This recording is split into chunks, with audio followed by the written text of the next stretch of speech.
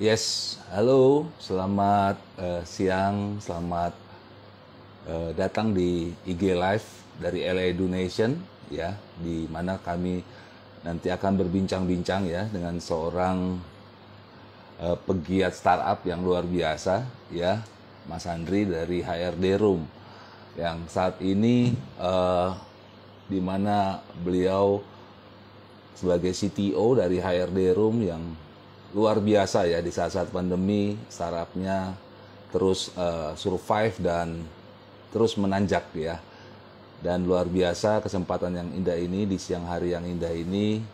Saya dari Eledu, saya dengan David akan coba berbincang-bincang ya bagaimana seorang Mas Andri ya sebagai CTO di HRD Room ya, bagaimana beliau ya dan teman-temannya menjadi alat yang luar biasa ya di bidang di mana mereka menggelutinya sekarang ya di bidang HRD, ke HRD-an.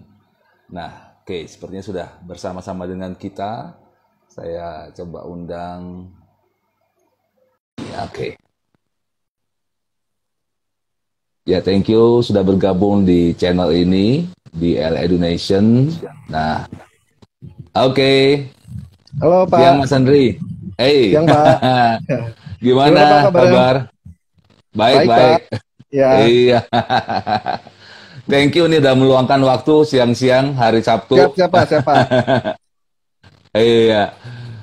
Halo. Ya, jadi Hmm, selamat datang ya di channel LA Donation. Ya, buat teman-teman, buat Mas Andri juga. Kalau pada siang hari ini kita ngobrol-ngobrol santai aja, Mas. Ya. Oke siap. Oke Pak. Iya, dan satu kehormatan nih bisa bisa apa namanya? Bisa bergabung nih, Mas Andri. Thank you sekali lagi. Ya, sama-sama Pak Oke, David. Thank you Pak. Mas Andri, as the Hmm, CTO ya di HRD Room ya. Ya betul. Oke, ya boleh ceritakan Mas Andri, apa itu HRD Room? Sebelum kita masuk ke topik kita nih, silakan. Oke, oke. Jadi saya ingin cerita sedikit ya, Pak David juga teman-teman semua. Jadi Yes, HRD Room ini kita berdiri tahun 2017 ya Pak. Kayak gitu. Nah, oke. di tahun 2017 ini kita sampai kemarin di tahun 2020 itu di awal-awal ya sebelum pandemi kita bergerak di bidang headhunter dan jasa psikotes gitu. Tapi ini bentuknya offline. Oke. Kayak Hmm. gitu. Jadi kita melakukan perekrutan karyawan, kita melakukan seleksi karyawan gitu ya yang Hmm. kita Hmm. salurkan ke perusahaan-perusahaan gitu. Nah, di Oke. tahun 2019 ini kita dapat nih challenge dari suatu perbankan gitu ya. Saat itu dia Ya. ingin merekrut karyawan-karyawannya tapi banyak nih di dia kan cabangnya banyak tuh. Jadi biasanya HRD-nya pindah Hmm. dari ke kota A ke kota B gitu ya untuk melakukan proses rekrutmen. Nah, di situ kita di challenge bisa nggak nih kita buat satu platform gitu ya, rekrutmen sistem atau platform Hmm. psikotes dia mintanya waktu itu biar bisa mengakomodir gitu ya. Akhirnya kita buat gitu Oke. ya, Pak David ya. Itu di Yes. 2019 kita jadi di Juni di Agustus mulai digunakan gitu ya sama Bank Hmm. Mega Syariah gitu ya. Ya, Nah, udah ya. habis itu eh 2020 tuh ya, 2020 kan Hmm. pandemi awal gitu. Nah, Iya. akhirnya bisnis kita gitu ya, bisnis kita itu yang tadinya headhunter, yang tadinya offline itu kan otomatis langsung tuh permintaan nggak ada gitu kan. Bahkan kita Ya, udah ya. ngerjain project terus batal gitu ya. Nah, akhirnya Hmm. si platform ini yang bisnis kontes online ini kita develop lagi gitu, kita perbaikin, terus kita mengajukan perizinan, akhirnya dapat izin, baru kita pasarkan. Nah, dari situ Oke. karena pivot gitu ya, karena tadinya Ya, kita ya, ya. offline menuju ke online. Nah, di situ banyak tuh. Hampir sekarang platform kita udah digunakan lebih dari 100 perusahaan ya yang ada di Indonesia tuh. Makanya Wow. iya, yang besar-besar itu contohnya kayak Jarum, Teh Ya, Botol, ya. terus Hmm. Sinde gitu ya dan lain-lain gitu ya. Kalau Hmm, hmm, hmm, peserta hmm. tesnya udah lebih dari 100.000 pengguna gitu ya peserta tes. Nah, di situ. Nah, Wow, wow, ya, wow. tadinya sebelum pandemi ya Ini kita plus minus ya Pak David ya, sebelum pandemi memang Malah klien dapat blessing klien ya, kita, Mas. iya, klien kita cuma 20 atau 30 perusahaan ya pas habis pandemi. Oke. Sekarang sampai saat ini sih kliennya udah sekitar 120-an kayak gitu sih. Singkat ceritanya Pak David. Keren, keren, keren. Nah ini buat yang mendengarkan ya, ini luar biasa. Jadi di saat-saat pandemi pun terus berkarya, malah apa mendapatkan blessing yang luar biasa ya Mas ya. Iya, kita sebenarnya kita di luar prediksi kita ya kayak gitu. Waktu kita udah jadi platform kita di 2019 tuh ya, kita tawarin ke biro-biro, ke perusahaan, malah kita, oh ini apaan sih gitu ya, karena kan teknologinya baru ya, psikotes di online kan, saat itu belum ada gitu. Udah ada tapi mungkin belum booming gitu ya. Nah karena keadaan gitu ya, mau nggak mau ini akhirnya kita bisa dapat ini ya market juga di situ sih Pak David gitu sih. Wow, keren, keren, keren, keren, luar biasa. Ya, ini ngeliat anak-anak muda ya kan membuat sebuah karya dan luar biasa di saat-saat susah, saat-saat sulit malah mendapatkan blessing. Wah, salut. Oke, Mas Andri mau tanya dong, ya kan? Boleh. Kan kalau kita kan mau membicarakan tentang karakter ya, karakter baik itu karakter startupnya, mungkin karakter juga para orang-orang yang di dalamnya gitu ya, pegiat-pegiatnya. Nah, di saat-saat di masa kemarin di pandemi ya mungkin HRD Room mendapatkan blessing gitu ya. Ada blessing malah yang tidak terkira-kira gitu ya. Tapi tadi Mas Andri bicara tentang pivot gitu ya, perubahan gitu ya. Nah, perubahan itu kan ya ada enak nggak enaknya ya Mas Andri ya. Nah, boleh cerita nggak apa tuh yang terjadi tuh ketika pivot ya kan, baik secara corporate ya kan maupun secara individu tuh Mas, yang terjadi di tempatnya Mas Andri.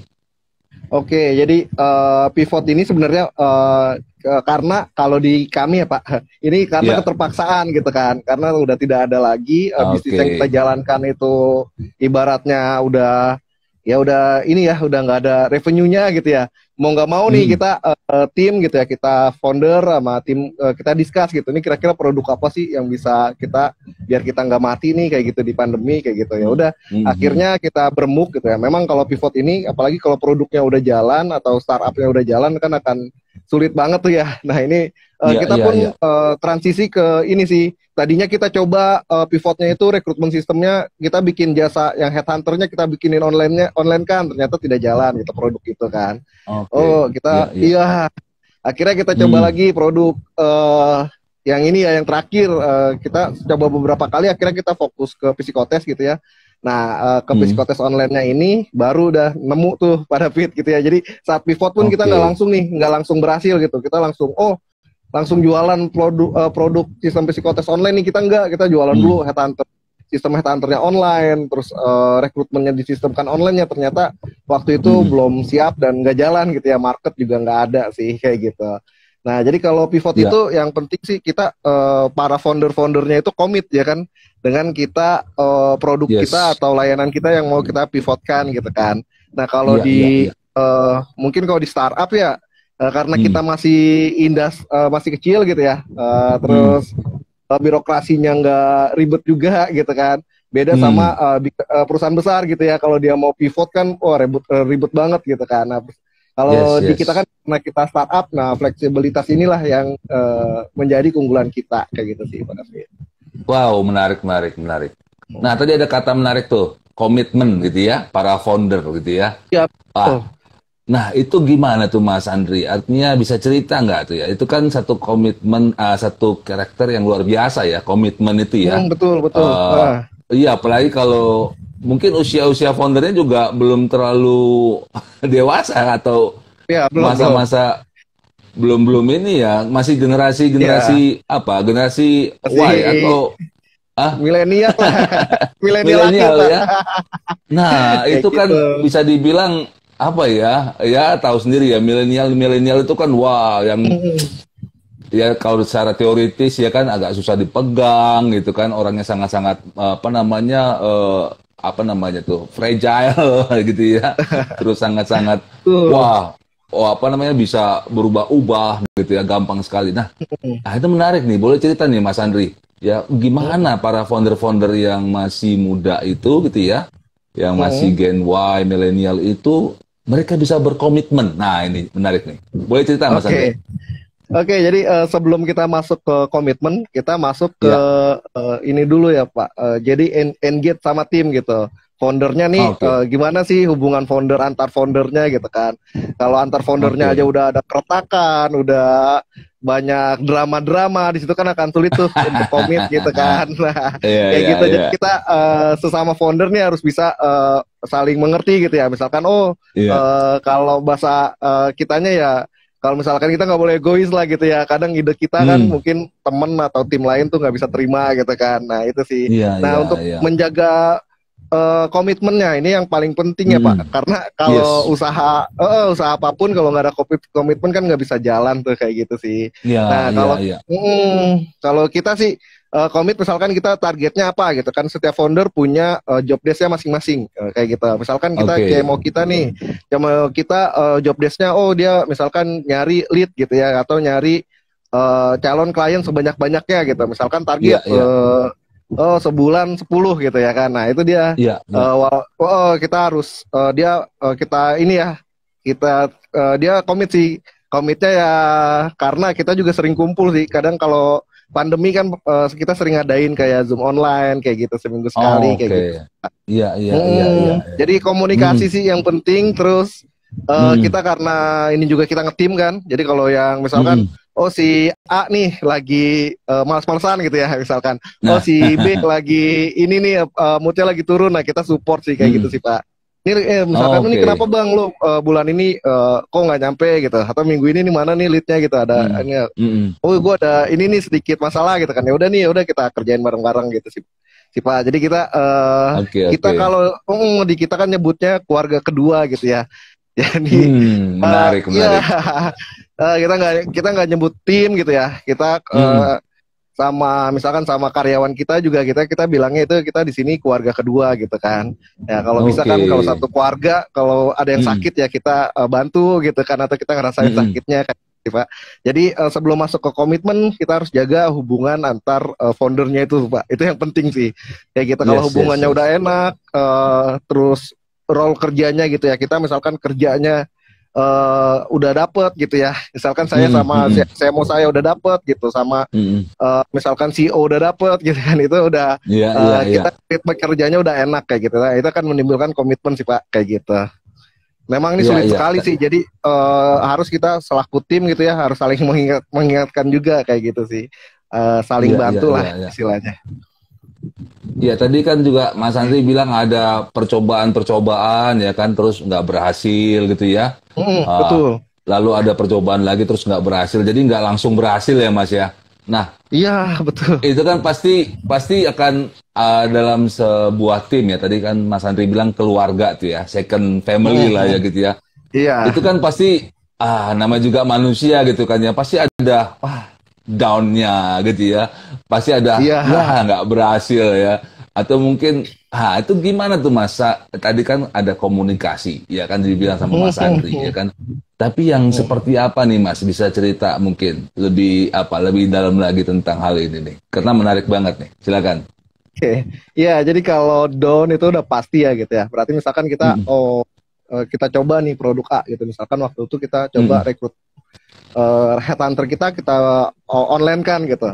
Nah ternyata di Mm. situ cost kita makin membesar, revenue nggak ada, akhirnya kan Mm. pengeluaran besar gitu ya. Akhirnya kan tim ada beberapa yang down gitu kan. Nah kalau Mm-mm. biasanya kalau lagi down gitu sih Pak, ya udah kita mungkin kayak rehat sejenak gitu ya. Kita udah Mm. mungkin dia kita kasih kerjaan santai dulu atau apa gitu kan, atau dia tidak Mm. mengerjakan apa dulu misalkan 1-2 hari atau 3 hari gitu atau bahkan Mm. seminggu tapi kerjaannya kecil-kecil gitu kan.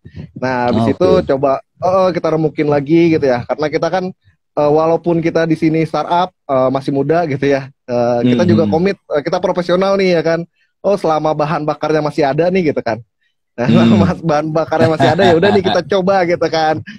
Yes, Kayak gitu yes, sih Pak. yes, yes, yes. Iya. Jadi ya udah nih kita coba lagi ya gitu. Kalau gagal kan wajar lah kita udah coba kayak gitu sih. Nah, Wow, ya wow, udah Pak. wow. Paling seperti itu sih. Jadi kalau tim lagi down misalkan kayak aku nih wah ini bikin program error melulu, ngebug mulu, terus sistemnya salah ya kan. Kayak gitu paling minta waktu ke teman-teman ya. Gue ini dong seminggu ini nggak ngapa-ngapain dulu lah, atau gue nyari ide dulu gitu. Nanti kalau udah oke, baru gue kerjain lagi. Biasanya kayak gitu. Nah teman-teman ngerti sih. Kayak kemarin nih, saya mau kita nih dia kan ini ya BTS Army dia kan. Oh ada konser nih di Amerika kayak gitu kemarin. Oh gue nonton online dulu ya jam 10 sampai jam 2 nih jangan diganggu, gue lagi nonton online kayak gitu sih. Nah di kita sih gitu sih Pak. Jadi kita kalau di selaku founder kan kita untuk mengerjakan sesuatu ya kayak gitu sih. Kalau kitanya happy kerjanya juga akan beres sih kayak gitu Pak. Iya. Nah Mas Andri, pasti ada plus minusnya ya, yang namanya culture budaya kerja yang seperti yang dibangun nih dari tim HRD Room gitu ya. Tadi kan ada sebutan rumah kedua ya, second family lah atau apa keluarga kedua gitu ya. Pasti ada plus minusnya gitu ya. Bisa diceritain nggak Mas Andri, ini seru nih. Ya plusnya apa ya kan, minusnya apa gitu. Jadi supaya para mungkin bisa jadi contoh juga nih buat para startup atau orang-orang yang sedang membangun startup atau bisnis-bisnis yang lain gitu kan ya. Wah rupanya culture budaya kerja yang seperti ini nih asik juga gini, atau kayak gimana gitu. Silakan Mas. Oke. Jadi aku cerita dulu ya background ya gitu ya. Kenapa sih kita budaya kerjanya itu second family gitu kan? Karena sebelum kita bikin startup kita udah temenan lama sih sebetulnya gitu ya. Kita dulu pernah kerja bareng di beberapa perusahaan gitu kan. Nah terus memang founder awal gitu keluar masuk sampai dengan sekarang gitu kan foundernya gitu. Nah kalau kelebihannya karena kita kayak keluarga gitu ya. Jadi kadang-kadang kalau ya kayak tadi tuh di jam kerja mereka gue izin dulu dong bentar gitu kan. Nah karena kita menganut budaya itu ya, yang penting kerjaan dia beres atau deadline-nya beres. Kadang-kadang ya udah tuh, wah jam segini nih lagi nggak bisa nggak bisa dihubungi kayak gitu. Cuman kalau plusnya sih kita ya kalau kita sama keluarga gitu, jadi kita nggak canggung yang pertama ya. Nah kita bikin kita kan sekarang ya Pak, sekarang kita untuk tim kita itu kan mencar-mencar gitu ya. Ada yang di Ngawi gitu ya. Beberapa programmer aku tuh ada yang di Ngawi, ada yang di Parung Panjang gitu ya. Programmernya mencar gitu kan. Terus kalau tim sales kita ada di Yogyakarta gitu kan. Nah terus ada di Jakarta, ada di Tangerang gitu kan. Jadi mencar-mencar sih kayak gitu. Terus kita ada di Kalimantan satu tim sales kita gitu kan. Nah itu ya seperti itu ya. Kalau sekarang sih mungkin karena pandemi ya, kita juga mungkin kalau pandemi controllingnya kan kita nggak bisa memaksakan nih gitu kan. Controllingnya kita nggak bisa melakukan secara optimal gitu kan. Nah kalau karena kita menganut budaya yang tadi tuh di sini adalah rumah kedua kita, keluarga kedua kita gitu kan. Kalau misalkan kalian kerjanya nggak bener atau kalian kalau teman-teman atau kita nih selaku foundernya kerjanya nggak benar, itu kan akan mencemarkan nama baik keluarga ya gitu istilahnya ya. Ya kita harus jaga, harus jaga nama baik lah kayak gitu di luar ataupun di dalam kayak gitu sih. Nah terus kita ya karena di sini ya gitu, jadi kayak karena dia kayak keluarga jadi kayak udah nggak ada batasan aja ya Pak gitu sih. Kekurangannya itu aja. Jadi kadang karyawan kita atau tim kita gitu yang di operasional gitu ya. Gitu kadang ya ke ininya, ke CEO-nya gitu ya gitu. Bilang gue mau cuti dulu deh gitu ya, karena itu kekurangannya itu aja sih. Tapi kalau kelebihannya, kalau kita bisa bikin budayanya itu asik banget sih Pak kayak gitu. Jadi kita saling jaga, mereka juga nggak usah dibilangin udah pada jalan gitu. Kita yang penting nih ibaratnya ini kan perahu kita gitu ya. Kalau perahu kita rusak dan ya kita rugi semua gitu kan. Walaupun nanti bisa pindah ke perahu lainnya gitu kan, tapi kan di sini kita harus jaga nih perahu kayak gitu sih Pak. Iya, tadi tuh gimana tuh Mas? Caranya ketika yang tadi itu ya, kekurangannya itu jadi terlalu kena seperti keluarga, terlalu akrab, jadi ada dalam tanda kutip rada-rada ngelunjak gitu ya Mas. Ya Mas Andri, mengatasinya tuh apa tuh? Tindakan atau reaction kegiatan tindakan misalkan dapat teguran kah gitu, atau terus ada preventifnya gimana tuh supaya tidak terjadi lagi gitu? Oke, jadi kalau kita ke ini ya, kalau ke operator gitu ya, atau ke tim teman-teman yang pelaksana gitu ya. Nah, ini Iya. kita udah tegesin gitu ya. Misalkan dia Hmm. kita buat nih sebulan itu 2 kali dia bisa melakukan izin gitu kan. Nah, itu bebas dah waktunya Hmm. mau kapan gitu. Mau izinnya jam berapa sampai jam berapa, kita 2 hari itu kita dia bebas mau izin kemana gitu sebulan gitu sih. Hmm. Hmm. Nah, Hmm. terus kalau di teman-teman founder gitu ya, kalau Iya. kita di tim di ini ya di level C-nya gitu ya, level Iya. C-nya kita akan bekerja berdasarkan deadline gitu kan. Nah, Oh, pas oke. deadline itulah misalkan dia deadline-nya 1 bulan, misalkan CMO-nya 10 atau Hmm. 100 calon customer ya, mereka ya Hmm. harus Hmm. dapat tuh gitu, walaupun nanti ya bebas lah whatever lah kalau misalkan si tim sales CMO gitu nyarinya seperti apa, kayak misalkan aku di CTO ditargetin, Hmm. Mas Andri di tahun 2022 harus bikin 5 fitur baru gitu kan. Nah, itu Hmm. sih kita jadi kita kerja berdasarkan deadline atau target sih Pak, kayak gitu. Oke, oke, oke. Beda sama tim kalau operator di lapangan ya kita ngikutin jam Hmm. kerja kayak gitu. Nah, tapi kita kasih Oke. kebebasan dia sebulan 2 kali buat ngambil cuti, buat izin sih. Izin Izin apapun ya. ya. Kadang ada juga izin perpanjang SNK, izin bikin SIM kayak gitu kan. Oh, ya, ya, ya, ya, ya, Iya. ya. Oke. Nah, Mas Andri tadi menarik tuh. Tadi yang Mas Andri bilang gitu ya tentang apa namanya pantang menyerah. Tadi tuh ya ada kata-kata pantang menyerah ya kan. Nah, itu termasuk karakteristik juga tuh. Nah, mungkin pertanyaannya saya mau langsung tanya nih buat apa Boleh. Mas Andri yang juga apa kaum milenial gitu ya. Ya kan, apalagi di dalam satu apa perusahaan atau startup bisnis yang memang kebanyakan milenial gitu ya. Ya, betul. Karena secara teoritis agak berbeda sekali gitu Mas ya kalau dibilang bahwa milenials kan sangat fragile gitu ya, sangat gampang. Betul. Oh, tapi gimana nih Mas? Ya, hire di room ya kan, yang juga kebanyakan juga orang-orang milenial gitu ya. Tapi bisa Betul. gitu, memiliki karakter pantang menyerah tadi. Oke, jadi sebenarnya kita punya key point ya Pak, masing-masing divisi atau masing-masing Oke, grup atau aku nyebutnya divisi gitu ya. Misalkan kita di hmm, divisi IT gitu ya. Di divisi IT ini iya, kita pantang menyerah. Kalau di IT mungkin lebih terukur ya. Yang penting ini kita iya, bisa iya, bikin programnya lebih gampang jalan gitu ya. Nah, yang iya, ujung tombaknya itu kan di divisi sales gitu kan. iya, Divisi marketing di sini. hmm, Kalau di divisi marketing kita punya namanya, kita setiap sore itu kita ada namanya role play kayak gitu Pak. Ini gantian. oke, Kita ada marketing saat ini ada 7 orang gitu ya. Nah, ini hmm, sehari bisa ya, entah bisa pagi atau sore ya, biasanya sore jam 4 hmm, ya sampai hmm, jam 5 gitu. Itu gantian setiap hari role play tuh. Setiap hari oke, satu role play iya, gitu iya, kan. iya, Jadi kita saat jelasin itu bisa gitu. Nah, itu hmm, sih kuncinya gitu ya. Terus pantang menyerahnya hmm, misalkan kalau kalau memang kalau di divisi lain kayak admin itu kan lebih ini ya, turnovernya juga lebih kecil gitu kan. iya, Nah, iya, iya, terus gitu. Terus kalau di divisi IT mungkin ada hmm, beberapa gitu ya programmer misalkan nggak ketemu nih, nggak ketemu struktur sistemnya, nggak ketemu logika hmm, hmm, codingannya.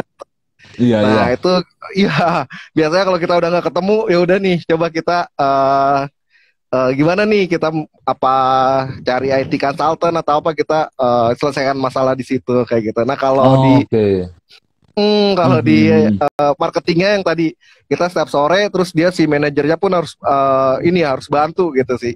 Kayak gitu. Jadi memang kalau milenial itu gampang banget sih Pak. Kadang-kadang kita ada misalkan fresh grad ya 1-2 tahun baru lulus kuliah gitu kan. Nah, itu hmm, yang paling rawan sih. oke, Gini ya, udah pada susah ya jualannya ya. Ini iya, iya, nggak iya, ketemu ya codingannya kayak gitu sih. Nah, iya, kita iya, iya, iya, biasanya kita yang udah kita punya tim manajer. Tim manajer itulah yang tugasnya untuk memberikan semangat, iya, iya, mengasih tahu caranya kayak gitu. Nah, kalau iya, manajernya iya. nggak tahu, biasanya kan kita naik ke level C. Level C-nya nggak tahu, ya udah kita cari konsultan buat kita ngobrol-ngobrol gitu menyelesaikan Hmm. masalah. Jadi apa perlu helikopter view juga gitu ya untuk melihat Ya betul. Kalau permasalahan enggak yang kita terjadi ya. Iya, apalagi kan kita startup ya. Kita Betul, betul. produk, misalkan perusahaan kita belum dikenal, produk kita belum dipercaya sama market gitu kan itu. Hmm. Terus banyak pertanyaan nih, produknya aman gak nih misalkan. Oh, ntar baru 2 tahun tutup lagi ya ini kayak gitu pertanyaan. Kayak Iya, gitu sih. iya, iya, iya, iya, Eh, iya. Nah, eh, hmm, ini teman-teman gitu ya yang sedang menyaksikan acara ini gitu ya, baik nanti di channel-channel yang ada, di channel YouTube atau di Spotify gitu ya. Ini hmm. saya bersama dengan Mas Andri gitu ya, CTO daripada HRD Room ya, sebuah aplikasi yang keren banget lah, pokoknya harus dilihat gitu ya tentang bagaimana wah runtutan daripada ke-HRD-an itu luar biasa ngejelimet, tapi dengan hadirnya HRD Room ini bisa ya menolong membantu ya kan para apa pelaku-pelaku bisnis, para owner-owner dan juga pengusaha-pengusaha gitu ya sehingga ke HRD-nya bisa dibantu. Nah, kayak gitu ya Mas Andri ya. Iya, kurang lebih seperti itu, Pak. Cuman kita Mm, saat ini sih spesialisnya di rekrutmen sistemnya kayak gitu sih, Pak. yes, yes, yes. Nah, Iya. ngomong tentang rekrutmen nih Mas, ini kan luar Hmm. biasa gitu kan ya, karena Iya, betul. sehebat-hebatnya sebuah perusahaan ya kan, sehebat-hebatnya teknologi yang mereka gunakan gitu ya, Hmm. sehebat-hebatnya tools yang mereka punyai ya kan, selalu ada Hmm. the man behind the gun gitu kan ya. Iya, betul. Dan merekrut orang yang tepat untuk posisi yang tepat ya kan di waktu yang tepat Betul itu banget. kan memang benar-benar harus wah benar-benar luar biasa lah ya effort untuk Iya. mendapatkannya gitu. Nah, mulai cerita sedikit nih Mas Andri ya untuk mendapatkan gitu ya mendapatkan tadi orang yang tepat gitu ya lalu untuk mendapatkan ya itu ya melihat daripada sisi karakternya orang tersebut, komitmennya dia, kompetennya dia gitu ya. Boleh cerita sedikit dong Mas Andri, apa tuh yang HRD Room miliki itu sehingga dapat orang-orang yang kayak gitu? Oke, jadi memang masa rekrutmen ini Ya, menjadi masalah tersendiri ya bagi SR. Bahkan SR senior pun hmm, kadang-kadang kita sering kecolongan gitu kan untuk merekrut betul, karyawan gitu ya. Apalagi betul. paling bahaya itu kalau kita membawa toksik gitu ya. Kita membawa karyawan yang menjadi toksik di perusahaan kita Oh gitu ya, kan. Nah, ya, itu ya, bahaya betul. banget banget. Tadinya Hmm, udah tim kita udah bagus, masuk dia ya kan iya, jadi rusak semua. Nah, itu yang betul, betul, betul. betul. Jadi kalau di HRD Room sendiri, kita mempunyai platform gitu ya. Platform kita bisa Hmm, melihat, yang pertama kita bisa melihat intelijensi atau intelektual seseorang gitu ya. Nah ini kan oke. kadang-kadang atau kita gampang sebutnya IQ gitu ya. Ini tes Oh, IQ oke. gitu. Nah tes Hmm, IQ ini untuk posisi-posisi misalkan yang diperlukan misalkan dengan IQ ya standarisasi IQ kayak gitu. Misalkan hmm, hmm. posisi IT, posisi misalkan eh, audit gitu kan. Nah itu Hmm, kan hmm. kita bisa bisa dilihat dari situ. Nah selain tes IQ kita juga punya tes kepribadian. Nah, di sini kepribadian itu paling penting gitu ya. Nah, di sini kan Ya, kita bisa, oh iya, hmm. untuk knowledge, untuk skill itu kita bisa asah gitu kan. Nah, Betul, kalau betul, betul. kepribadian gitu kan, merubah Hmm. kepribadian seseorang itu sangat sulit gitu ya. Bahkan untuk Iya, mengubah kebiasaan kecil pun harus butuh sekitar 40 hari atau 60 hari untuk membiasakan gitu kan. iya. Baru Apalagi kebiasaan kecil kita berubah. kalau punya dua kepribadian lebih parah lagi tuh Mas ya. Nah, iya, betul. Nah, di sini kita Oke bisa lanjut lihat Mas, yuk. tuh di Hmm, tes kami gitu ya, di platform kami bisa lihat di tes kepribadiannya ya dari segi hmm, komitmennya, terus daya tahannya gitu kan, hmm, relasi hmm, sosialnya gitu ya, dan aspek-aspek hmm. kepribadian lainnya. Habis itu kita punya Oke. juga tes sikap kerja gitu ya. Nah, kita bisa lihat nih sikap Hmm. kerjanya seperti apa gitu ya. Apakah misalkan dia stabil Iya, atau dia iya, iya. konsistensinya kurang gitu ya. Itu bisa kita lihat dari tes sikap kerja gitu. Dan yang tes Yes, terakhir yes. ini kita punya mungkin buat ini ya, promosi atau buat jabatan-jabatan supervisor, tim leader atau manajer, kita bisa lihat potensi Hmm. kepemimpinannya gitu kan. Terus Iya, kita iya. juga ada di level manajer kita punya tes gaya kepemimpinan. Jadi saat dia menjabat atau menjadi seorang manajer, kira-kira gaya kepemimpinannya seperti apakah? Apakah otoriter atau demokrasi kayak gitu. Nah, di situ, nah dari situ ya, Hmm, hmm. dari kita bilangnya kita bilangnya screening awal gitu ya. Screening awal kita melakukan tes tadi gitu kan. Nah setelah tes tadi kita lihat udah sesuai dengan kebutuhan kita atau standarisasi perusahaan kita, baru kita lakukan interview gitu sih Pak. Nah interview ini juga punya trik-trik khusus gitu ya. Nah ini mungkin para SR kan biasa tuh melakukan interview teknik BIE atau FGD gitu. Nah itu kita bisa lihat di situ. Kita mau lihat apa nih di interviewnya nih, kan kita kalau kita saya mau lihat kira-kira dia kerjanya nanti seperti apa sih, gambaran kerjanya, kita bisa lakukan FGD gitu ya, fokus group discussion gitu kan. Oh saya cuman mau tahu nih pengalaman apa, latar belakang dia atau kebiasaan-kebiasaan dia di masa lalu, ya itu bisa pakai teknik BIA kayak gitu. Nah dari itu kita hasil interview dan hasil psikotes kita lihat gitu kan. Nah kira-kira nih baru kita tentukan nih orang ini lolos atau sesuai nggak sih gitu di posisi yang dia lamar gitu. Sebenarnya untuk psikotes ini kan nggak ada betul atau salah gitu ya, nggak ada lolos nggak lolos sebetulnya ada cocok atau nggak cocok posisi yang dilamar, seperti itu aja sih Pak, kayak gitu. Nah yang terakhir kalau di kami ya, kalau internal kami saat ngerekrut ini usernya kita memang usernya kita nih suka nggak sih sama anaknya, suka nggak sih sama orangnya gitu ya.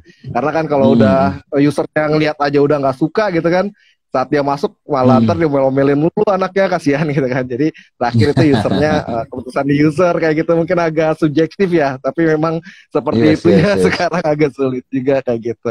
Kecuali karena kan kita di sini mau setiap ada tim atau ada kita mau hire orang baru gitu ya, jangan sampai tuh yang kita nih yang udah ada malah kena toksik tadi tuh ya Pak, karyawan membawa toksik dari luar atau karyawan toksik itu kan sangat ya sekali.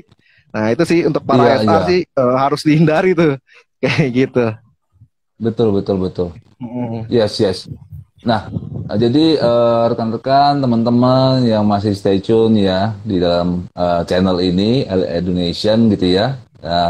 Kita dari LA Edu lagi ngobrol-ngobrol nih santai sama Mas Andri ya, tentang karakteristik yang ada pada startup gitu ya, insan-insan yang di dalamnya maupun secara corporate-nya gitu ya. Nah, kami dari Eledu ya, kami platform aplikasi untuk karakter builder ya kan. Ini ada berhubungan juga nih sama KHRD-an gitu ya. Benar-benar ya.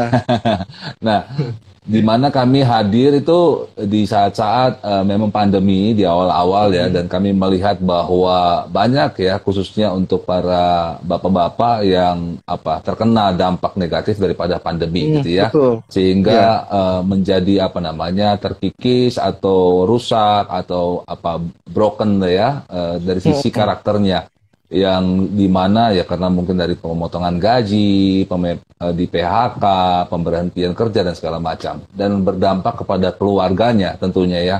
Dan inilah kami datang dengan solusi ya, menjadi oasis lah ya, yang dapat memulihkan, memperbaiki daripada karakter-karakter tersebut ya, membangun kembali ya, builder ya, membuild kembali karakter-karakter tersebut. Nah, boleh cerita dong Mas Andri, awal muasalnya tadi kan tentang Eledu tuh ya, awalnya dia seperti itu ya kan. Nah, kalau HRD Room sendiri, boleh deh kita flashback ke belakang gitu ya, lahirnya tuh kenapa gitu masalahnya, lalu solusi awalnya tuh seperti apa, silakan. Oke, jadi kalau awalnya aku mungkin flashback ke tahun 2016 gitu ya, kebetulan aku kan jadi salah satu founder di HRD Room juga nih gitu ya, di awal gitu. Di awal itu dulu saya pernah kerja di perusahaan taksi ya gitu ya. Nah perusahaan taksi ini ya mungkin perusahaan taksi besar gitu ya, warnanya putih gitu ya zaman dulu tuh. Di 2016 itu masih banyak ya taksi ya, sebelum datang Grab atau yang lainnya gitu ya. Terus di sini kita kesulitan dalam mencari seorang driver gitu ya, kayak gitu. Nah dari kesulitan itu ya dulu tim gitu ya, tim SR-nya mereka gitu kan, akhirnya buat suatu sistem gitu ya, suatu sistem untuk merekrut taksi ya, calon driver taksi kayak gitu ya.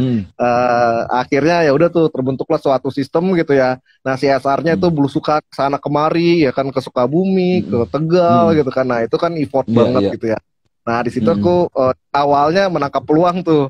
Oh kenapa nih kita nggak carikan aja ya gitu ya. Tapi mungkin nggak di supir taksi gitu kan. Nah saat itu akhirnya karena aku punya background IT gitu ya. Akhirnya kita buat lah gitu. Kita buat HRD Room dengan aplikasi pertama kali namanya Gudang Lowongan gitu ya. Itu aplikasi job portal kita dulu waktu dulu. Gudang Lowongan kan. Ya. Oke. Gudang Lowongan kita sampai 2018 gitu dengan brand itu ya. Terus brandnya itu diakuisisi sama salah satu job portal besar di Indonesia gitu ya. Akhirnya dilebur lah atau dimatikan lah atau apa ya gitu ya. Karena kayak gitu. Terus dari situ ya, oh ini ada peluang nih, bagaimana kita carikan gitu kan. Nah saat itu booming lah di 2017 itu kan banyak startup muncul kayak Bukalapak waktu itu baru muncul. Terus Tokopedia baru dapat pendanaan besar gitu kan. Terus Oppo masuk ke Indonesia gitu kan. Kita dari situ kita buat landing page gitu ya. Landing page sederhana banget pakai WordPress gitu kan. Dan kita buat pakai WordPress, kita punya jasa pencarian tenaga kerja. Kita sebutnya talent search gitu ya. Jasa pencarian tenaga kerja. Di situ kita bisa carikan tenaga kerjanya, source-nya, kita screening CV-nya. Kita bantu proses rekrutmennya gitu ya, sampai nanti terakhir dia final interview aja sama user gitu kan, apakah diterima atau enggak. Nah dari situ klien pertama kita adalah waktu itu Oppo pertama kali masuk ke Indonesia. Nah itu kita nyarikan di sini bagian office-nya ya Pak, kayak gitu sih. Kita nyarikan bagian-bagian kantor, tapi dia spesifikasinya khusus banget gitu ya. Jadi itu banyak banget vendor, headhunter, outsource, pokoknya diundang-undangin lah sama mereka waktu masuk ke Indonesia. Jadi misalkan dia nyarinya itu akunting gitu ya, tapi akunting harus bisa bahasa Mandarin gitu kan. Terus dia nyarinya sekretarisnya harus bisa bahasa Mandarin gitu. Nyarinya orang pajak, tapi orang pajak harus bisa bahasa Mandarin. Nah itu kan agak sulit banget ya mencari di situ. Gitu. Nah setelah kita waktu itu ke pemenuhan itu sekitar mereka sekitar 200-an orang ya, kita bisa penuhi itu sekitar 20 orangan ya. Itu mungkin udah bagus ya untuk perusahaan headhunter baru gitu. Dari situ dari Oppo kita direferensikan, dikenalkan dengan salah satu brand startup waktu itu, startup besar juga ya gitu ya. Dia butuh IT waktu itu, butuh IT 90 gitu kan. Nah kita carikan banyak tuh IT 90, tapi kita berhasil carikan ya sekitar belasan ya, karena cari IT itu ternyata sulit juga ya. Dan yang dicari kan yang dicari itu senior programmer gitu kan. Kalau kita nyari junior programmer itu gampang gitu. Nah dari situ mulailah ya kita pegang Aqua gitu ya, kita nyariin salesnya, kita nyariin drivernya buat si principal Aqua kayak gitu.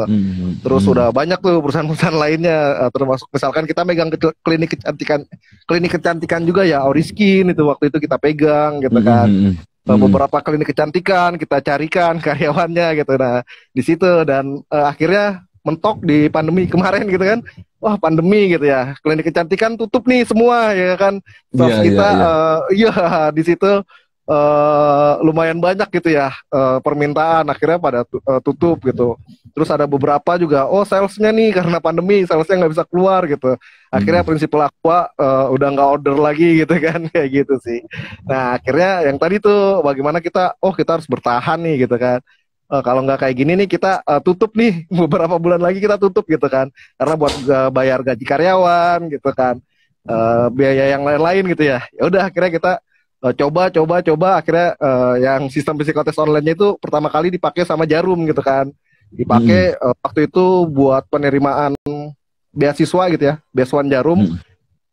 Itu tuh sekitar kemarin 2020 itu sekitar 8.000 orang gitu ya. Nah itu kita akhirnya di situ berhasil gitu ya dengan ini ya, dengan nama besar Jarum dan jumlah pesertanya banyak gitu ya. Walaupun ada kendala, mungkin kendalanya di pesertanya juga mungkin ya sekitar let's say 10%-an gitu ya, mungkin banyak kan kendala jaringan gitu. Nah udah dari situ kita untuk saat ini kita grupnya Jarum udah hampir 80% Pak masuk di kita kayak gitu. Wow. Ya, grupnya Jarum kan banyak banget, ada Iya, Jarum, iya, ada iya. beli-beli gitu ya. Terus Mhm. banyak kayak Mola TV kayak gitu. Nah, itu Yes, sih. yes, Nah, yes. sekarang kita lagi apa? Garap grupnya Agung Sedayu Group sama grupnya Mhm. Sinarmas kayak gitu. Mungkin kalau udah Wow. penawaran venture capital ya, karena kita kalau dulu aku nyari gitu ya kan Pak. Aku Ah, nyari, mungkin sekarang juga malah pernah ke, dicari. iya, pernah beberapa kali juga kan ke pitching gitu kan ya. Mungkin Iya, kalau iya, dulu iya. pengalaman startup, pengalaman salesnya belum ada, pengalaman kita Mhm. bikin pitching belum belum bagus gitu kan, Mhm. pengalaman portofolio perusahaan nggak ada, traksinya masih Iya, iya, dikit iya. gitu sih. Kalau sekarang sih ada beberapa venture capital yang kita udah KYC sih sama mereka kayak gitu. Wow, sukses, sukses, mantap. Ini luar biasa nih, ini buat para pegiat-pegiat startup nih lah, mesti ditiru gitu ya. Ya, daripada apa bagaimana apa namanya bersusah payah mencari apa venture capital, tapi di satu tadi saya catat adalah komitmen ya kan, komitmen antar Tuh. para founder ya kan, bagaimana menciptakan komunikasi culture kerja yang baik gitu kan ya. Sehingga nanti menghasilkan luar biasa gitu ya. Tadi ada pivot gitu kan yang tepat ya kan, saya catat juga itu lebih harusnya yang menjadi apa namanya tujuan utama gitu ya Mas Andri ya, Betul dibandingkan betul. wah nyari-nyari venture capital sampai capek gitu ya. Enggak. Iya, awalnya aku Sekarang benar di tahun-tahun awal kita mm, nyari funding, fundraising gitu kan. iya, Akhirnya kan iya. ya karena kita baru-baru juga, akhirnya ya udahlah, kita Mm, mindset kita, kita rubah dulu.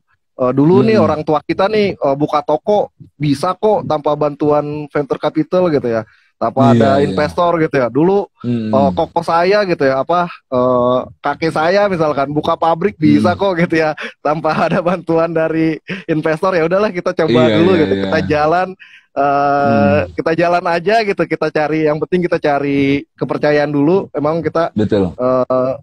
waktu kita awal launching produk psikotes online pun kita ibaratnya kita jual rugi ya kayak gitu ya.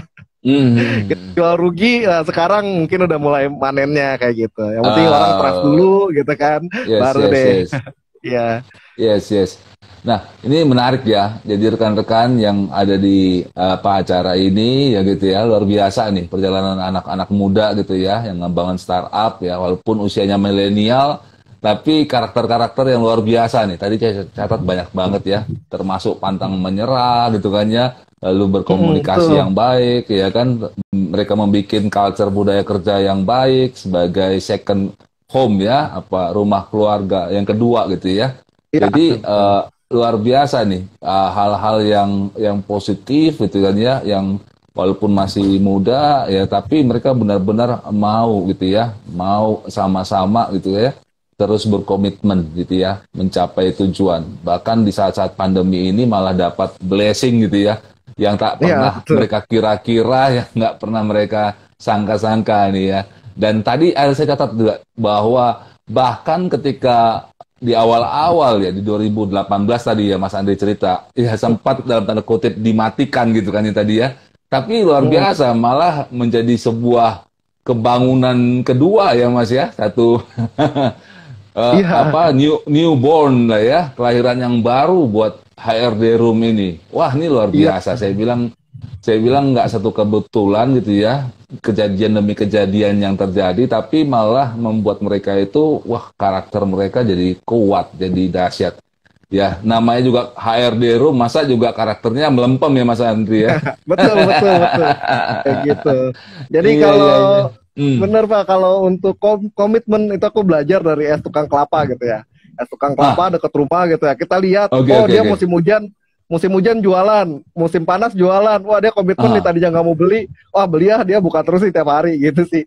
Nah, itu simpel banget tuh, simpel itu oh, belajar dari es tukang kelapa yang ada di pinggir jalan kayak gitu sih. Wah, dia aja nih oh, tukang es ah, kelapa ah. udah musim hujan tetap jualan, ada yang beli apa enggak kan gitu. Tapi dia Oh tetap yes, buka yes, kayak yes. gitu. Wah, ini nih Kayak luar gitu. biasa nih. Sederhana filosofi tapi kena banget ya Mas ya. Iya, Iya, kayak gitu iya, dia. iya, iya. Bener-bener dia udah puluhan tahun ya Pak. Saya tanya udah berapa Mm-mm. tahun Pak. Oh saya udah lebih dari 20 tahun Mas. Sekarang udah punya berapa cabang? Udah ada 7 sekarang. Ada anak, ponakan itu yang jaga gitu kan. Wah, luar biasa, luar biasa. Gitu. Nah, jadi itu contoh yang luar biasa ya. Bahkan tukang es kelapa pun juga awal-awalnya pasti juga nggak sibuk-sibuk nyari pendanaan ya Mas ya. Tapi Iya, kerja betul. yang benar gitu ya. Kerja. Iya. Kerja yang benar Iya. ya. Iya benar. Oke. Kayak gitu. Iya. Mungkin kalau iya buat teman-teman startup gitu ya. Kalau kita bisa cari cuan gitu ya. Kita bisa cari cuan sendiri tanpa bantuan orang lain gitu ya, dengan keringat kita sendiri, itu pasti lebih bangga gitu kan. Dan kita bisa punya lebih kebebasan gitu, independen gitu kan. Saat kalau misalkan kita kalau kita cuman sibuk cari investment waktu kita di awal pun kita nggak jalan gitu kan. Wah, cuman sibuk cari investment kayak gitu. Ya kira kita dulu waktu bangun sih pakai source adanya ya Pak. Aku ngantor gitu kan, kantornya juga di rumah gitu kan. Rumah dijadiin kantor gitu sih. Kayak gitu ya. Kayak gitu. Oke. Mas Andri, kan saya LEDU juga berhubungan dengan karakter gitu ya. Dimana kami yakini gitu ya, perjalanan karakter jadi sebuah karakter itu kan berawal dari pikiran ya, dari pikiran menjadi tindakan, tindakan menjadi kebiasaan, dan kebiasaan menjadi karakter gitu ya. Nah, boleh tanya nih Mas Andri, ya kan, baik secara pribadi gitu kan ya, maupun nanti secara corporate-nya HRD Room gitu ya. Nah, pertama nih, pikiran apa sih ya pertama dipikirkan oleh Mas Andri dan teman-teman gitu ya. Nah, itu sebelum jadi tindakan, ya tindakan jadi kebiasaan. Maksudnya pikiran apa nih yang dipikirkan dulu nih sebelum di awal-awalnya? Oke, jadi sebelum kalau ini ya, kalau pribadi, di startup, kalau di startup itu kan start small ya kan, think big gitu kan, and moving fast. Betul. Nah, gimana kalau HRD Room nih? Yuk. Oke, jadi kalau pemikiran gitu ya, pemikiran kita kan beda-beda tuh, apalagi kita foundernya beda-beda gitu pemikirannya. Nah, ini kita satukan dulu gitu. Kita satukan dulu dengan visi dan misi kita gitu kan.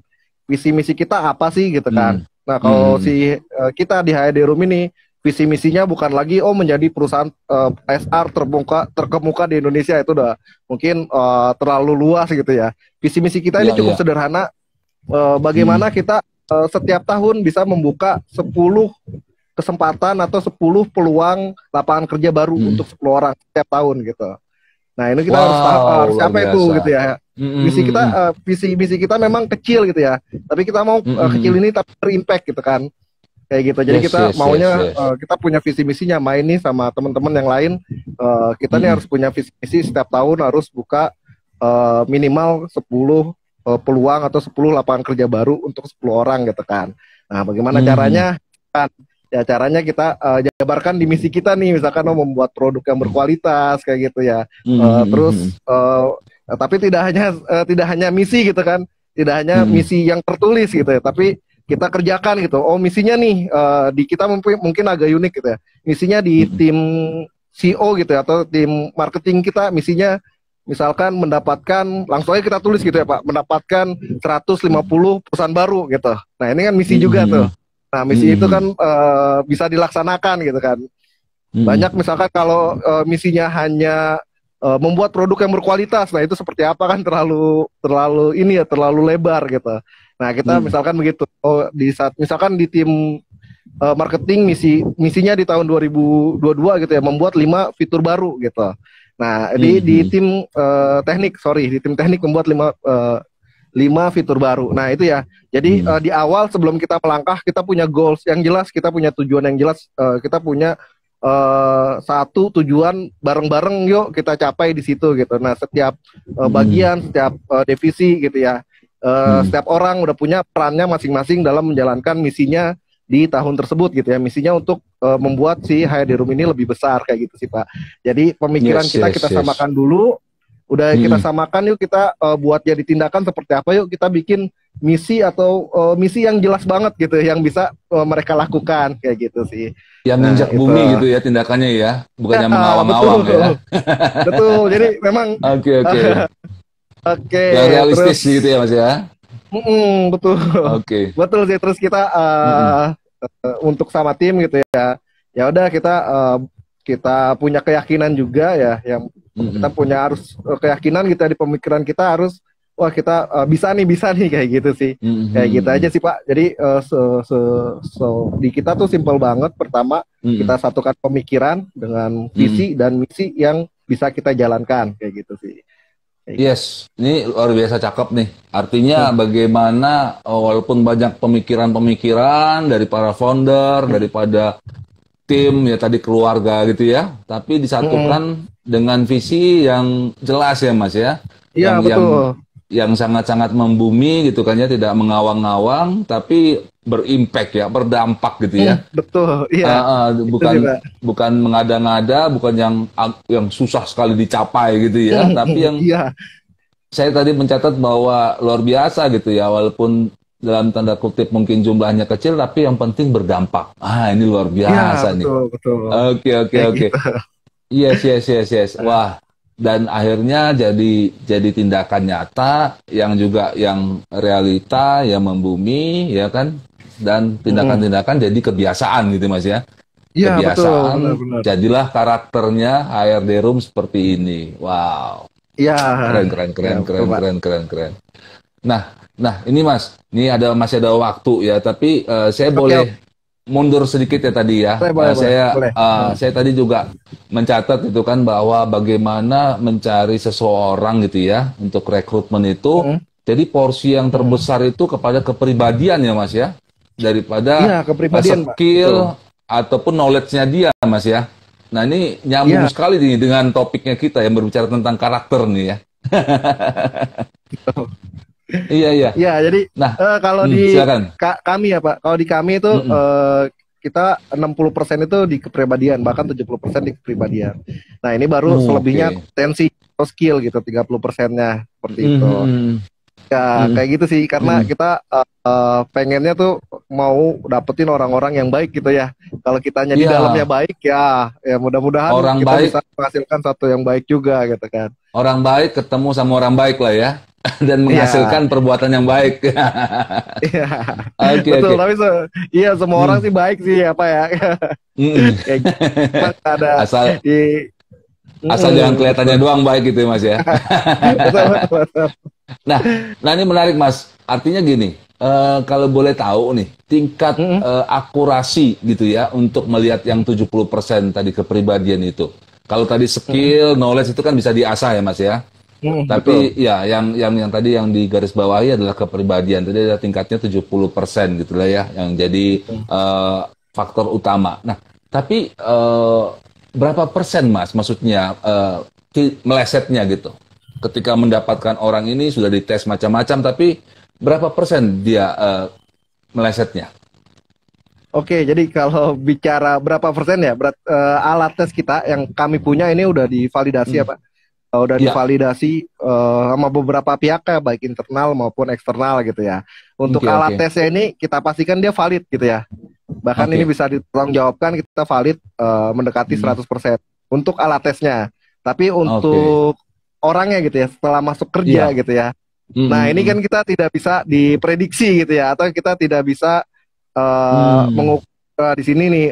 Kadang-kadang yang kendalanya di sini alat tesnya sih bisa valid, tapi saat dia masuk, kok karakternya atau tes waktu kita tes kok beda gitu ya, ini kok beda gitu karena banyak faktor gitu ya, misalkan faktor budaya kerja, faktor misalkan jarak kan, faktor misalkan teman-teman kerja, beban kerja, load kerja di situ kan banyak banget gitu ya. Kalau bisa disimpulkan sih rata-rata 10-15% lah yang kita memang suka kecolongan gitu ya, kita udah tes segala macem tapi masih ada yang tidak sesuai kayak gitu ya. Namanya kita human ya atau orang ya. Ini kan kita hari ini kita bilang A, besok aja bisa jadi mereka bisa bilang B, atau kita gambaran gampangnya kita asumsikan kayak pemain bola gitu ya. Kita analogikan dengan pemain bola. Contoh deh yang baru-baru ini Messi, di Barcelona bagus banget gitu ya. Ketika main di PSG, mainnya jelek gitu ya kan. Nah ternyata banyak faktor, oh di PSG dia nggak ada pengumpannya loh, oh di PSG dia nggak ada tandemnya gitu, oh di Iya, PSG iya, iya. strateginya nggak sesuai sama karakter mainnya Messi kayak gitu sih Pak. Iya, Nah, iya, seperti itu iya. sih analoginya kayak gitu. Tapi Ya, tetap dapat itu ya, dapat piala itu ya, balon ya dia. Ballon d'Or. Keren, keren, Iya, keren. keren keren. Ya, kayak Walaupun gitu. banyak kekurangan, tapi tetap dapat ya, luar biasa. Ya, kayak gitu. Oke, jadi emang ya setuju ya Mas ya. Artinya memang Hmm, faktor kepribadian itu luar biasa penting banget ya untuk betul, Pak. seorang ini ya, apa Hmm, calon yang mau masuk gitu ya, rekrutmen kita gitu hmm, ya. hmm, Dibandingkan tadi knowledge maupun skill, dan memang butuh betul-betul tadi alat ukur hmm, yang valid gitu kan ya. betul, Sehingga Pak. meminimalisir gitu ya daripada ini ketika dia masuk ke dalam lapangan kerja gitu kan ya. Oke, Ada benar nggak sih benar Mas? benar. Ada nggak sih Mas? Sorry, mungkin ini sedikit Hmm, pribadi, tapi user gitu hmm, kan yang akhirnya ada yang appreciate, banyak lah pasti ya. Tapi ada nggak yang hmm. mengeluh gitu Mas? Wah ini nggak sesuai nih gitu, atau gimana? Ada. Ada juga Ada ya?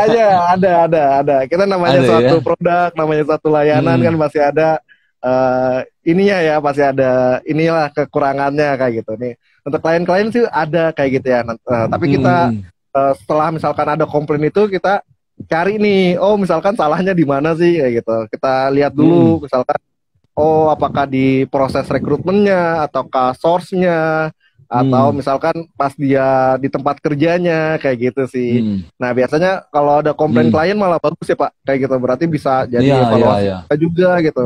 Bahkan Iya, kalau iya. kita klien kita komplain ke kita marah-marah gitu ya, terus dia pulang senyum gitu ya. Nah, itu kan wah, udah pasti kita diingat terus tuh. Oh, ke AHD rumah aja dia after sales-nya bagus gitu. Iya, iya, iya. Bisa Jadi iya nih, kayak gitu. ini bagus nih. Jadi buat rekan-rekan semua tuh komplain itu jangan dilihat buruk gitu kan. Itu malah jadi alat untuk improvement ya kan. Kita bisa Betul. mengimprove lagi ya kan, baik layanan kita, baik mungkin aplikasi kita atau apapun juga kita bisa pakai itu. Jadi malah yang berbahaya kalau nggak ada yang komplain ya Mas ya, tiba-tiba Nah, bubar iya. aja. Tiba-tiba dia iya tiba-tiba pindah ke kompetitor itu kan malah bahaya gitu. Iya. Kayak gitu. Kalau saya sih Tapi kita harus melihatnya malah tapi ini kalau Mas, untuk gimana melihat Pak? Sorry. kepada slogannya Rumah Makan Padang tuh, ya. Apa tuh? Kalau kalau puas kasih tahu orang, ya kan. Kalau nggak puas kasih tahu kami. Iya benar-benar. Tapi dia Iya. iya Silakan kita Mas, juga yuk. mesti siasatin ya Pak untuk di bagian Hmm, komplain ini. Emang kita harus cari hmm. orang-orang yang nggak emosian gitu ya, yang murah senyum gitu ya, Oh, oke, yang oke. bisa engage gitu. Kalau kita nyari orang Hmm, yang stabilitas emosinya nggak stabil, kliennya hmm. marah-marah, dia malah marah-marah lagi gitu kan. Ntar dia malah kabur gitu. Nah itu mesti Jadi, jadi konsen tersendiri lah untuk di bagian komplain gitu. Nah ini iya, iya, iya, iya. bahkan kita juga banyak klien yang komplain akhirnya dia Hmm. mereferensikan ke temennya kayak gitu, itu juga banyak banget sih. Iya, iya, iya. Jadi karakter juga penempatan orang-orang yang tepat gitu ya di HRD Betul. Room itu sangat penting. Jadi kunci utama juga ya Mas ya. Oke, Betul kayak oke, gitu. oke, oke. Wow, nih belajar banyak banget nih siang hari ini nih. Thank you nih Mas Andri nih. Thank Udah you, thank you, luangkan thank waktu, you. udah 1 jam lebih Ya, kita ngobrol-ngobrol di hari oke, Sabtu ya nggak kan. berasa ya. Nggak berasa ya kan. Wah, ini rekan-rekan teman-teman yang ada nyaksikan di YouTube channel nanti ataupun di Spotify, wah bener-bener ya. Coba dicermati benar-benar perbincangan ini. Ya kita berharap ya kan bisa jadi berkat ya kan. Nah, mungkin ini Mas Andri masih ada waktu. Statement terakhir nih ya Oke, buat para pegiat-pegiat startup bisnis gitu ya, oke. yang sedang memulai startup atau yang sedang dalam pergumulan startupnya mau diapain gitu kan ya. Nah, Hmm, mungkin Mas Andri ya kan dari sisi tadi karakteristik seorang pegiat startup ya kan, apa nih? Iya, terakhir. Silakan Mas. oke. Untuk teman-teman semua ya yang sekarang mungkin mulai baru ngebangun atau teman-teman yang udah jalan startupnya gitu ya. Yang pertama sih bagaimana sih startup kita bisa oke, bisa jalan, bisa grow. Itu balik lagi ke diri kita masing-masingnya nih. Kayak gitu, balik lagi ke foundernya gitu ya. Kalau foundernya aja mut-mutan, foundernya aja setengah-setengah, foundernya aja nggak yakin gitu ya. ya udah nih startupnya juga setengah-setengah kayak gitu kan, kayak gitu. Terus yang kedua nih buat temen-temen di luar sana yang sedang nyari dana atau nyari fundraising, ini kalau bisa gitu ya, fundraising memang penting ya buat bahan bakar kita. Tapi lebih penting lagi kita create suatu produk atau layanan yang berguna atau bisa digunakan orang banyak. Terus kita bisa create market gitu ya. Kita bisa mendapatkan traksi dulu minimal kayak gitu ya buat kita. Bagus-bagus kita udah bisa dapat revenue atau keuntungan ya, profit kayak gitu. Nah jadi jangan cuman fundraising setelah dapat fundraising malah bubar karena nggak kompak waktu mencari dana. Mereka cuman banyak kan seperti itu ya, mereka cuman cari dana tapi operasionalnya nggak jalan kayak gitu. Pas saat ada fundraising malah kaget kayak gitu kan. Nah jadi kita jangan patah semangat gitu ya. Jangan ditolak investor itu udah biasa gitu ya. Kita jangan patah semangat, kita ya udah kita pasarin dulu ya. Pokoknya intinya pasarin dulu yuk produk kita gitu ya. Kalau kita bisa masarin sendiri gitu, kita bisa jualan sendiri, kita bisa bangun startup menjadi lebih besar dengan kekuatan sendiri, itu lebih better ya kan. Nah nanti kalau kita udah layak lah ya, ibaratnya aku sebut udah layak gitu. Kitanya udah layak startup kita untuk layak dapat funding, investor nyari kok, nggak bakalan kemana-mana gitu. Investor akan nyari kita kayak gitu. Mungkin itu aja ya, Pak David nih kayak gitu. Wow, thank you Mas Andri ya. So blessing nih ketemu siang-siang hari di hari Sabtu ini sama Mas Andri. Thank you banget untuk waktu luangnya. Maju terus HRD Room. Wah, bangga saya. Ini anak-anak muda milenial luar biasa ya, untuk faktor yang paling krusial lagi, merekrut orang yang tepat itu untuk posisi yang tepat, ya kan, di bagian yang tepat itu. Wah, itu saya bilang luar biasa. Ini sangat-sangat penting banget. Ya, untuk mungkin boleh promosi sedikit Pak David. Oh iya, silakan. Untuk teman-teman business owner gitu yang punya usaha, yang punya bisnis gitu, kalau mau konsultasi mengenai bagaimana sih cara rekrut karyawan, bagaimana sih misalkan membuat job desk, bagaimana sih membuat iklan lowongan kerja yang baik yang benar, bagaimana sih kita membuat menentukan alat tes gitu ya. Nanti bisa hubungi kami atau bisa hubungi saya gitu ya. Nanti atau bisa hubungin Pak David gitu ya. Nanti juga kita bisa sambungkan ke psikolog kami atau rekrutmen konsultan kami kayak gitu sih Pak. Mungkin itu aja ya promosinya sedikit. Wes, mantap. Maju terus HRD Room. Salam buat teman-teman semua di sana ya. Siap Pak. Kapan-kapan nanti kalau ada waktu luang kita ngopi-ngopi darat dah. Boleh. Kita udah hampir 2 tahun atau 3 tahun ya Pak David kita nggak pernah ketemu. Iya, nggak ketemu ya. Iya, kangen juga nih sama teman-teman HRD Room. Salam ya buat mereka semua ya. Salam, ya siapa? Oke. Yo, thank you. Yo.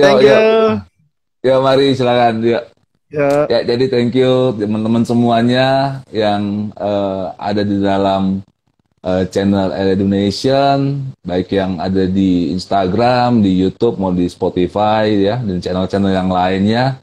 Terima kasih ya, terima kasih sekali buat semuanya. Thank you buat kehadirannya.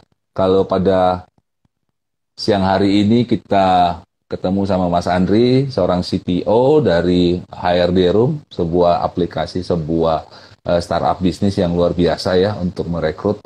Dan kita di sini belajar tentang karakter, ya, baik itu karakter tadi para pegiat-pegiat startupnya, ya, maupun dari karakter startupnya itu sendiri. Jadi karakter ini luar biasa penting, gitu ya. Bukan hanya tadi kita bicara bahwa bukan knowledge, bukannya kepintaran atau skill yang utama, tapi malah kepribadian seseorang. Wah, ini artinya perlu memang ya, bagaimana karakter ini terus dibangun. Dan terakhir ya, dari LA Edu kami berkomitmen untuk membangun para bapak-bapak yang saat ini yang menyaksikan gitu kan ya, dan siapapun Anda yang menyaksikan ya, kami komit untuk membangun karakter ya, karakter builder. Nah, oke, sampai ketemu di waktu dan lain kesempatan. Sampai berjumpa lagi, tetap sehat dan God bless semuanya. Terima kasih.